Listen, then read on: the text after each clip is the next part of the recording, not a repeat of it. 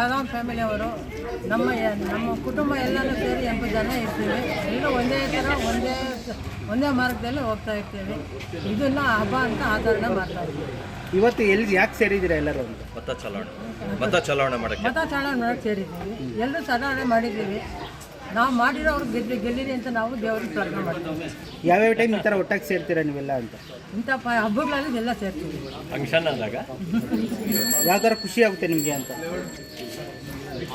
ಎಲ್ಲ ಒಂದೇ ಸಲ ಸೇರಿದ್ದೀವಿ ಅಂತ ತುಂಬ ಖುಷಿ ಆಗುತ್ತೆ. ಒಂದೇ ಕುಟುಂಬ ಸೇರೋದು ಕಷ್ಟ ಅಲ್ವಾ? ಹಿಂದರಲ್ಲಿ ಎಲ್ಲ ಸೇರ್ತೀವಿ. ಕಷ್ಟ ಏನೆಲ್ಲ ಕೆಲಸ ಮಾಡ್ತಾರೆ ಎಲ್ಲರೂ ಅಂತ? ಎಲ್ಲ ಅವ್ರವ್ರ ಹಂಗೆ ಎಲ್ಲರೂ ಹಾಗೆ ವ್ಯಾಪಾರಸ್ಥರನ್ನ ಎಲ್ಲರೂ ವ್ಯಾಪಾರ ಮಾಡ್ಕೊಂಡಿರ್ತಾರೆ. ಹೆಂಗಸ್ರಲ್ಲ ಅವ್ರ ಮನೇಲಿ ಅವ್ರವ್ರ ಕೆಲಸ ಅವ್ರು ಮಾಡ್ಕೊಂಡಿರ್ತಾರೆ. ಒಟ್ಟಾರೆ ಬಾದಾಮಿ ಫ್ಯಾಮಿಲಿ ಸೇರಿದ್ರೆ ಟೋಟಲ್ ಎಷ್ಟು ಜನ ಸೇರ್ತೀರಾ ನೀವು ಅಂತ?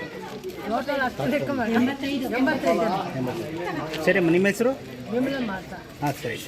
ಮತ್ತು ಚಿಕ್ಕಬಳ್ಳಾಪುರ ಬಾದಾಮ್ ಫ್ಯಾಮಿಲಿಗೆ ಸೇರಿದವರು ನಾವೆಲ್ಲ ಒಟ್ಟು ಕುಟುಂಬ 85 ಜನ ಇದ್ದೀವಿ. ಎಲ್ಲರೂ ಮತದಾನ ದಿವಸ ಒಟ್ಟಿಗೆ ಸೇರಿ ಎಲ್ಲೆಲ್ಲ ಬೇರೆ ಬೇರೆ ಕಡೆ ಇದ್ದರೂ ಮತದಾನಕ್ಕೋಸ್ಕರ ಒಟ್ಟಿಗೆ ಸೇರಿ ಒಟ್ಟಿಗೆ ಬಂದು ಒಟ್ಟಿಗೆ ಮತ ಚಲಾಯಿಸ್ತೀವಿ. ಇದು ಪ್ರಜಾಪ್ರಭುತ್ವದ ಹಬ್ಬ ಅಂತ ಆಚರಣೆ ಮಾಡ್ತಾ ಇದ್ದೀವಿ. ಸಂವಿಧಾನ ನಮಗೆ ಕೊಟ್ಟಿರೋ ಹಕ್ಕಿದು, ಇದನ್ನು ನಾವು ಉಪಯೋಗ ಮಾಡ್ತೀವಿ. ಈ ದಿನ ಮತದಾನ ಎಲ್ಲರೂ ಒಟ್ಟಿಗೆ ಚಲಾವಣೆ ಮಾಡಿದ್ದೇವೆ. ವಿಧಾನಸಭೆ ಆಗಲಿ ಲೋಕಸಭೆ ಆಗಲಿ ಎಲ್ಲರೂ ಒಟ್ಟಿಗೆ ಸೇರಿ ಒಟ್ಟಿಗೆ ಹೋಗ್ತಾ ಇದ್ದೀವಿ, ಒಟ್ಟಿಗೆ ಮತ ಚಲಾಯಿಸ್ತೀವಿ. ಇದೊಂದು ಹಬ್ಬದ ಮಾತೆ ನಾವು ಆಚರಣೆ ಮಾಡ್ತಾ ಇದ್ದೀವಿ.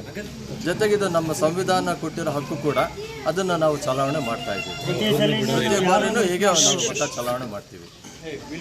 ಓಕೆ.